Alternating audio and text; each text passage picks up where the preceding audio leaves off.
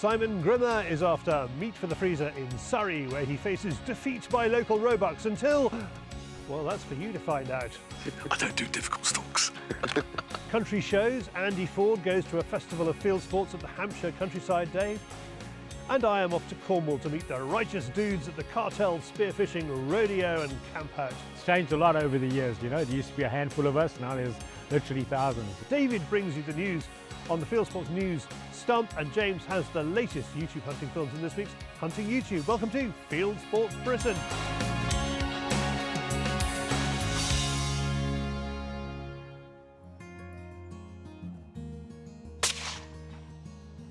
Sometimes a stalk goes so smoothly you wonder what all the fuss is about.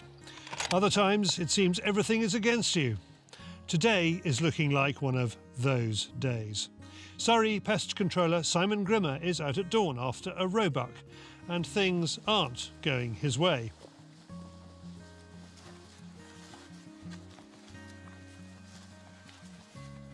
The deer are not in their usual spot, and when he does find one, it's a doe.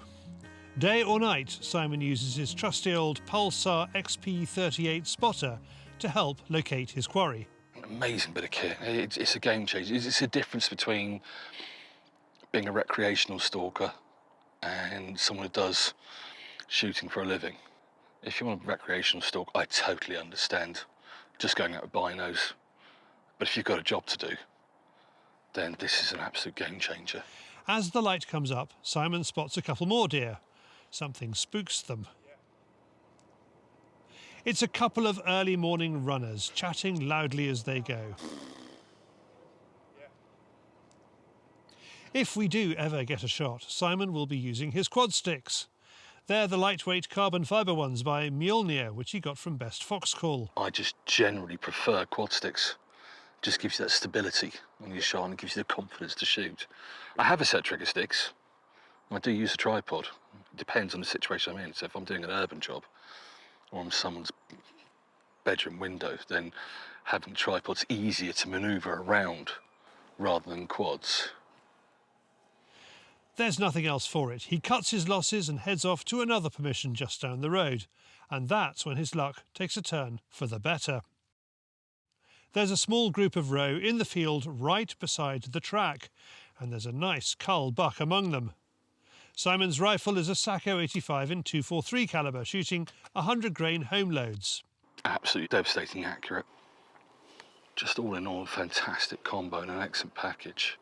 It provides me 100% reliability and accuracy, especially when it's serviced and looked after. Occasionally gets a clean. Not too often. Yeah. It's too busy working earning its keep. Enough about kit. What about the roebuck? After all the problems earlier, this has to be the most straightforward stalk ever. Edging around the corner, there is the buck, standing nicely broadside for the shot. Simon knows the ground well, so he's confident the backstop is safe.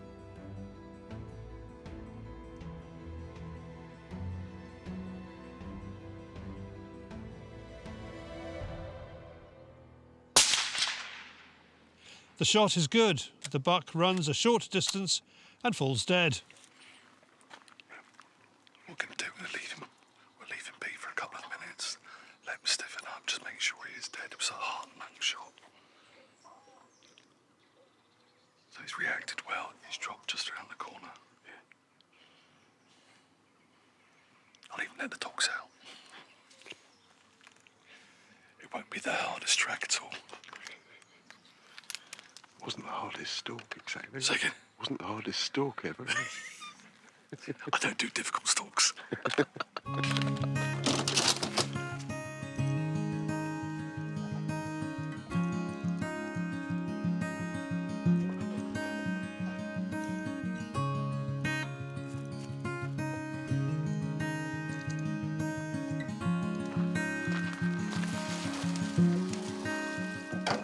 This buck is destined for Simon's own freezer. I'll probably have mince from the haunches, shoulders, and from here.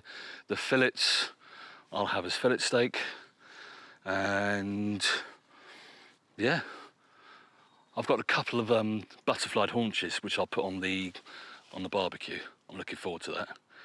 I took a fallow the other day from Cambridge, and that one is getting staked up and everything else. It's a nice little pricket, and yeah, it's nice because the kids eat venison, and it's a bit embarrassing. My son goes, "Dad, can we have fillet steak?" And you're like, "Oh gosh." It is barbecue season. It is barbecue season. My favourite time of year. Well, all year round's barbecue season, isn't it? You don't get thin eating salad. You can find Simon on Instagram, link below. For more about Sacco rifles, go to sacco.global. And there's a link to Thomas Jacks for all of Pulsar's kit below as well. Thank you, Simon. Now, what's in this week's Fieldsports Extra? An Instagram star, an American in Scotland, and a blast from the past. The love is still there. The love is still there. Plus, our prize this week is Fieldsports Fashion. Here's Connor Anderson-Price from Flint Clothing. So the first one will be our Deer of the UK hoodie. The main reason that we designed this was because we felt that the casual wear for Great Britain was quite lacking. So we kind of wanted to capture all of the deer that we find here in the UK into one contemporary design. And then we're going to do a t-shirt as well, which is Antlers of the UK. And that's every species we have here that obviously has antlers. And that's the one I'm wearing now, so the design's on the back. We are a casual wear first brand. We are not focused on technical wear at all. We want something that a hunter or a spearfisher or a fisher can put on and go down the pub, go to the shops, go to a friend's barbecue and just relax in. I think everyone should be encouraged to dig into what hunting means and celebrate it. You know, it's a lower carbon alternative to go out and sustainably and ethically find food to put it on the table yourself, and I think there's nothing more rewarding than going out and finding your own food, butchering it and putting it on the table for your friends and family. Thanks, Connor. Become a Fieldsports member now with insurance covering public liability when you're out shooting and the all-important legal expenses, which I'm glad to confirm also covers airgun certificates in Scotland. And watch Fieldsports Extra to find out how to enter our free competitions. Link to that below. Now, our own walking fashion statement. It is David on the Fieldsports Channel News Stump.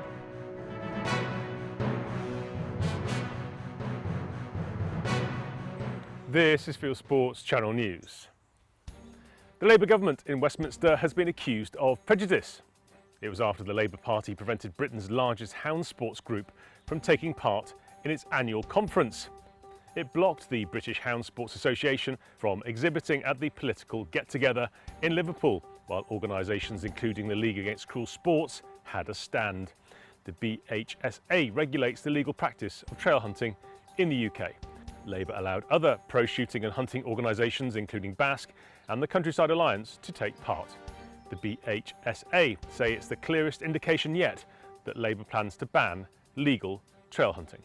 We would say to Labour, give us the chance to demonstrate that we are able to self-regulate, that we are cleaning our own house, and additional legislation which is not fair, which is based on attacking the innocent rather than the guilty, is just not necessary at this time.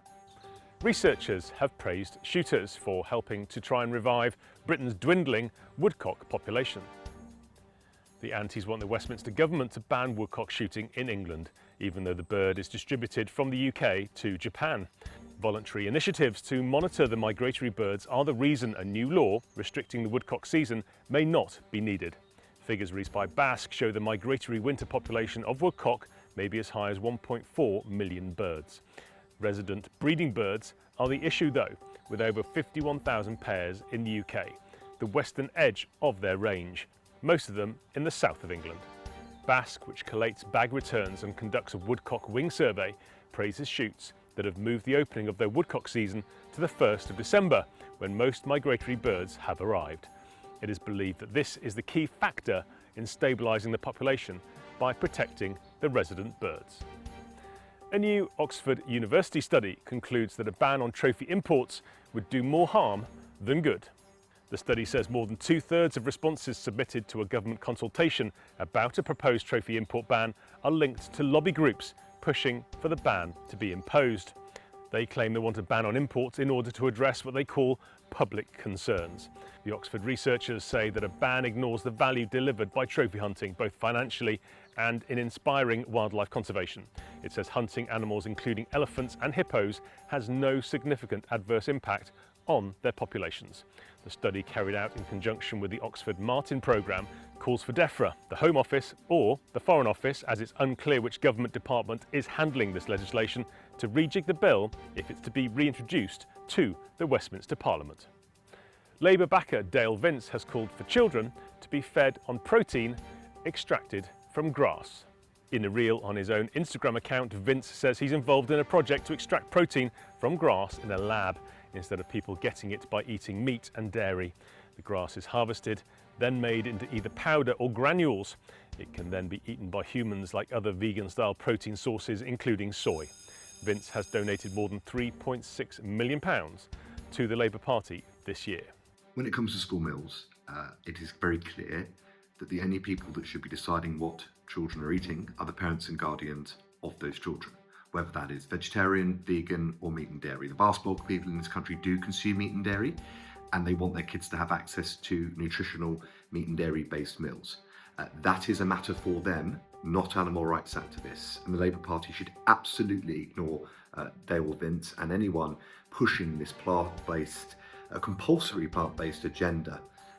It is incredibly unpopular and really makes you look quite out of touch. There's been a decline in the number of hen harrier chicks in England. The 2024 breeding season for ground nesting birds was a washout, as evidenced by the number of cancelled grouse shoots, and birds, including hen harriers, curlew and oyster catchers, had suffered the same. Britain's rarest bird of prey has seen record breeding seasons in recent years thanks to the hen harrier brood management scheme, a partnership between DEFRA and grouse shoots in which the RSPB refuses to take part. However, thanks to the wet weather, there were just 34 breeding pairs recorded in England this year. Many regard it as the ultimate test of sporting skill. Now, 10 women have completed a McNab challenge of sorts. Bass organised a simulated stalking, shooting and fishing day at Scotland's Gleneagles Hotel for 10 members of its Women in Shooting initiative. The traditional McNab challenge comes from the John Buchan novel, where 3 men challenged Scottish estates to catch them poaching stags and salmon. These days it usually means catching a salmon, shooting a brace of grouse and stalking a stag in a single day. The Basque event saw the women fly fish for trout, shoot 40 clays and then learn to shoot a rifle on the range. I think 9 out of the 10 women that attended on the day have never had a go of a rifle before, so they got to learn the different aspects of, you know, safety and why it's used, what it's used for, and they got to have a shot themselves at a target. So for them to open that experience of something they maybe wouldn't try, opened that door. So yeah, it just was a nice wee taster. I think that it's very important to continue such an iconic historic sport, and without women starting to do it, it might just dwindle away to nothing. And I just think that it's something that there's many women out there that could really bring something more to the sport. 100 landowners have written to Australia's government pleading for help to manage deer. Legislation protects the population of deer in Victoria, but there are calls from frustrated farmers and growers for them to be recognised as pests to allow them to be shot with greater freedom. Some surveys indicate that there are more than 1 million deer in the region, with the population growing rapidly, causing damage to crops. A cull in Queensland has eradicated non-native animals from an area near the Great Barrier Reef, where they posed a habitat threat to rare turtles. A family in Canada has been terrorised by a hungry mountain lion, which also killed their pet.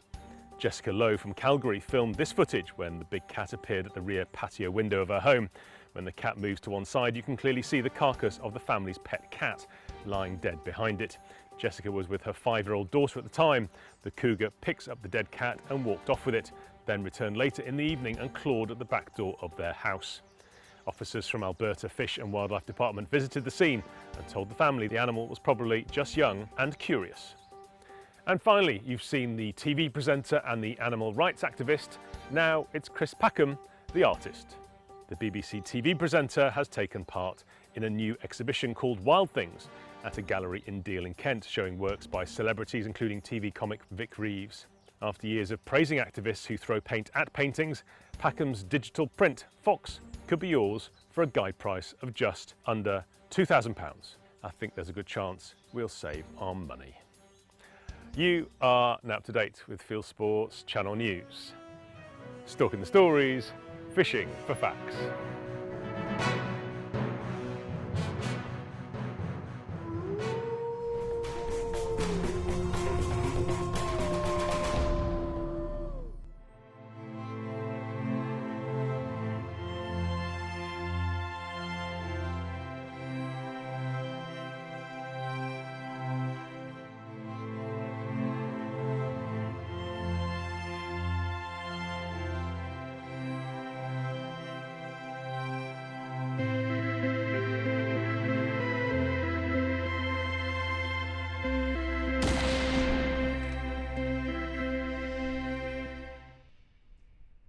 Now, you may have been to a countryside day this year. It's a place where traditional hunting, shooting and fishing still rule. Andy Ford goes to his local, the Hampshire Countryside Day in the village of East Meon.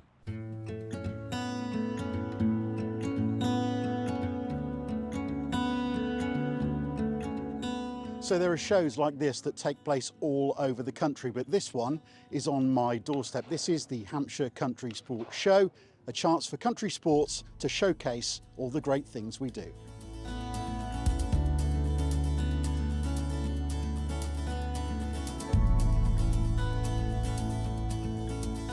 Just wondered what your expectations are from the event today. Social, getting a good group of people together that are all country minded. Seeing like-minded people, really, that's what it's all about. I love seeing all the dogs, so that's my thing. We've just got a Cocker Spaniel, so we're trying to train him up to do as a gun dog. So we've come here to just sort of look at the gun dog training and stuff like that. Probably demonstrations. We came last year and they had a ton of gun dog demonstrations, birds of prey demonstrations. The scurries were excellent fun too.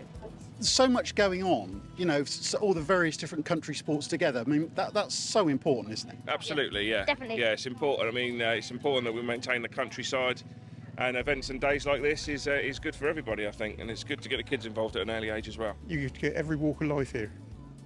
You know, the gentry, poorest to poor, they're all here. These are such traditional sports, and for people that have such a strong interest, but also people who may not have ordinary exposure to this, to get to see a little bit of what old Britain used to be like.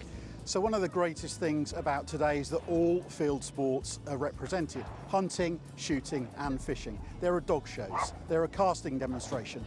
You can hear over in the field over to my right, there's clay shooting. Absolutely everything to do with hunting, shooting and fishing is here on this wonderful site, and we're going to have a little wander around and see what we can find. Now I reckon there must be a few thousand people here, which is wonderful to see. People enjoying blessedly sunny weather, lovely conditions, lots of shopping opportunities, lots of things to do and lots of things to see. How important do you think it is for Basque to be public facing like this? I think it's essential for us to be here. Our members pay our wages when we're here. I don't work for Basque, I work for the members in my head. So I'm here for the members, that's what they want to see. They want to see us doing stuff, out about, ask questions and promoting our way of life and the conservation work that shooting brings to the table. So what issues have people been bringing to you on the stand today? A lot of general licence stuff, just wanting advice and a bit more knowledge on that, which is perfect for us. We've got plenty of leaflets we can give away and it's all there in black and white for them. And a lot of firearms issues, so mainly licensing of how long it takes, which sadly is the story across the country. So one of the important roles that shows like this play is to educate the public into what goes on behind the scenes. Behind me, the Hursley Hambledon Hunt giving a demonstration about how their hounds work and the history of this famous sport. Earlier on, I had a little chat with a couple of people involved in the hunt. Lovely to see the hunt represented here. What's this like for you guys? Having all the hounds here and people coming up asking you questions. It's a really interesting kind of diverse element to the show, I think. Well, we're very proud of the hounds and very proud to bring them here for people to see. They're having a great time by the look of it. And look at so aware of everything that's going on. Yeah, well, they love people. Yeah. They've got the most extraordinary animals. They haven't got an unkind thought in their head. I think a lot of the problems with people who don't even begin to understand the countryside, they think because they're hunting dogs, they must be vicious. But of course they're not. They're so gentle, so kind. What's the last few years for you guys must have been unspeakably hard in some areas, because you get such a bad rap from all various different areas outside of our country environment. What's that like for you? It's very difficult and it can be demoralising, but we're very determined to carry on when we believe in what we're doing. And it's a benign activity. We're trail hunting. We lay scent around the countryside and have a lovely day out with the permission of all the landowners. We're to ride and follow and watch the hounds work it out. What's so interesting is watching hounds work out a scent. What we've had to cope with is the complete misinformation and sheer spitefulness of the media about what we do. People come hunting, you might have 10 followers, you might have 110, and they come because they want to be on the countryside, which is the most amazing privilege. 99% of the people who come hunting come out for the sheer joy of riding their horse around this beautiful countryside, the privilege of being on this land. These lovely hounds, I've been breeding these hounds for 40 years, and the most amazing fun, the pedigrees. You don't just think, oh, we'll put that one to that one. Their pedigrees go back generations, and it's wonderful. How can we let that go?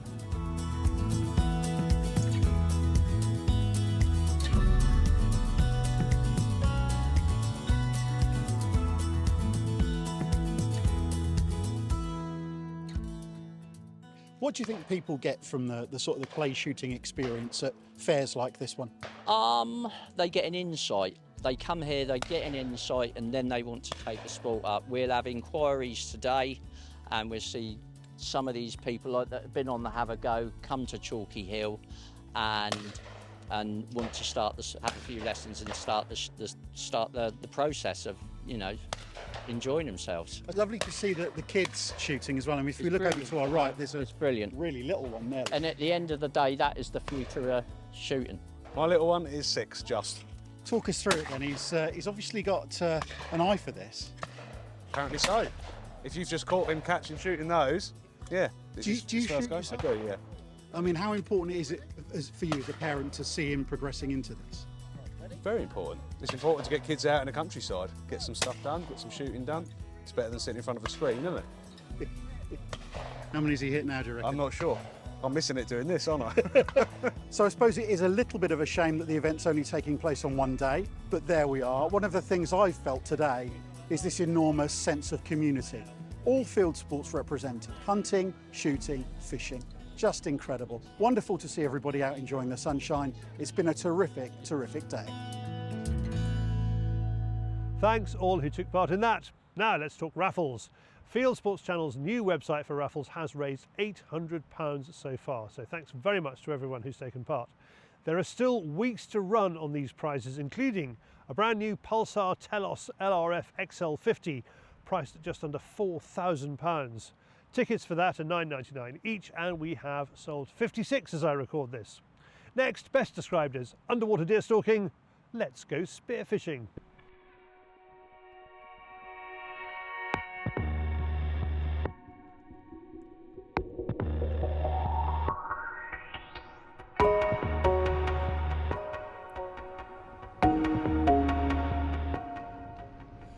This is what UK spearfishing looks like. It's a swimmer's eye view of the underwater off Par in Cornwall. Today we're here for the after party, the après spear, kindly provided by the Spearfishing Cartel Rodeo 2024. These spearfishers, or spearos, have been out early to catch fish. Now they're bringing them back. We said we were going to do it bigger, didn't we? So I went all out. It's been a bit keen this year. We've got 89 booked in, and then I brought in about 20 guests that I owed favours for, who've helped me through the years, supported this. So I didn't like the way the competitions were run in the UK. And I decided, I was told if you can do it better, why don't you? So I did. So essentially we got rid of the weighing in of fish. Everything runs off a point system now. So instead of going out and shooting the biggest fish you can shoot, now we sort of get everybody to go out and shoot a range of different species, to make them work harder for it. But also we've banned fish that you wouldn't go out and shoot normally, and they put them into the competitions usually, and they get wasted, and I didn't want that, so we got rid of that. and then we added the rubbish removal. So whoever collects the most rubbish in weight, job done, you win a prize. The most rubbish collected was won by Billy and Ethan. Yay. Billy's had his flu shot, he's had to go, he's done very well. The trophies have all been made by a local gun maker. We got rid of anything plastic. All the cutlery you'll see today is all wood and recycled. Most of it will go in the fire this evening to finish cooking off. Yeah, I couldn't make it any greener if I tried, I don't think. So the deal was, a friend of mine, Sam, he's a local guide. He said, if you take me spearfishing, I'll get you a fallow for your event. He was going to take me out to get the fallow, but I just haven't had the time. We had a competition last weekend and then this weekend as well, so. Then there's the kit. Matt has to break off the interview as one of the really fun items arrives for display. A spearfishing boat from local marine engineer OSM Boats. Hello, you all right, mate? Nigel, the chairman, said we can put the boat back there if we want. Okay. And then it'll make life a bit easier. Yeah, on that patch of grass there if you want, yeah, because it'll be safer now then. Okay. There's a glamorous end to a day like today, with spearfishers who have their own boats going fishing off Eddystone Lighthouse, 12 miles offshore. These pictures from spearfisher Paolo de Michaelis show that their problem today was a large seal, which made the fish around it skittish.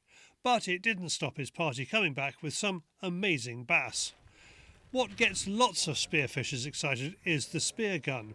Nick Hansen is a spear gun designer who founded and runs Monk Spearfishing.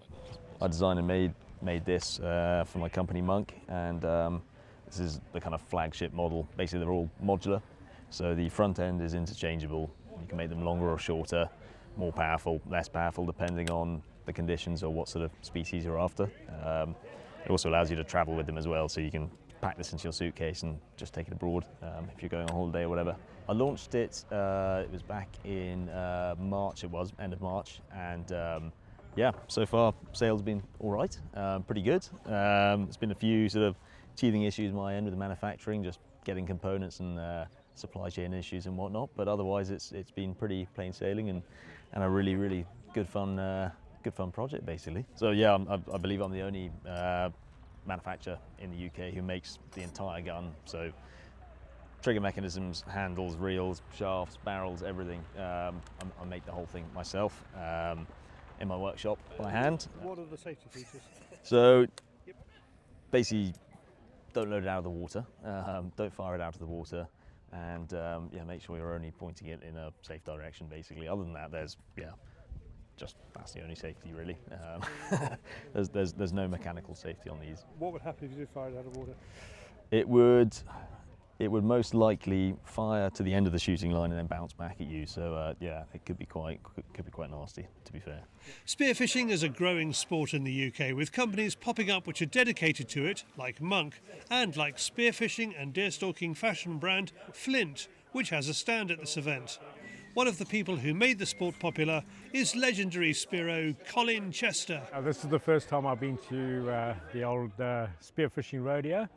Yeah, pretty cool event. Matt's done a fantastic job, and good turnout, and lovely weather. Yeah, plenty big fish around today. Yeah. Not for you? Not for me. No. I was Bucky Boy today. Yeah, helping the other guys out. But it's always nice seeing, some of the new faces, the new guys, the new to the sports coming in and getting really nice fish for the first time. So that's the payoff, eh? That's the payoff, yeah. You're happy that lots of young people coming through? Absolutely, yeah, 100%, yeah. It's changed a lot over the years, There used to be a handful of us, now there's literally thousands, and it's a growing sport, and I think from my perspective as an oldie now, it's always nice to see all the new young guns coming in. What's so good about spearfishing is it is so accessible. Anyone can do it and any fish can come their way. Size is not important. Winner of Shot of the Day, which he got a few hundred yards from where he is standing now, is Riley Barrett for this unusual fish. It's a John Dory. They're usually quite deep. I was first time shooting it, so I kind of had to take it. 10 minutes down the road from here, down at Coombe. Really? Yeah, so we walked down this morning at sunrise. How was your day? What did you see? It was good, yeah. I saw some bass, but they were mostly undersized. Saw a mullet, which Riley shot at and missed, and then he shouted to me and said, "Dan, it's coming your way," and then I missed it as well. And then quite a few pollock and stuff around as well. Matt has even greater ambitions for next year. Yeah, we're going to hopefully bring in food vendors along the strip here, and a bit of music, the sky's the limit. Open to newbies and experts alike. Stay up to date with this annual 3-day camp out in Barbie at spearfishingcartel.com. Thanks, Matt, for organising that and all who helped me make that piece. Next, from the undersea world to more land-based hunting and shooting on YouTube, brought to you by James Marchington, it's Hunting YouTube.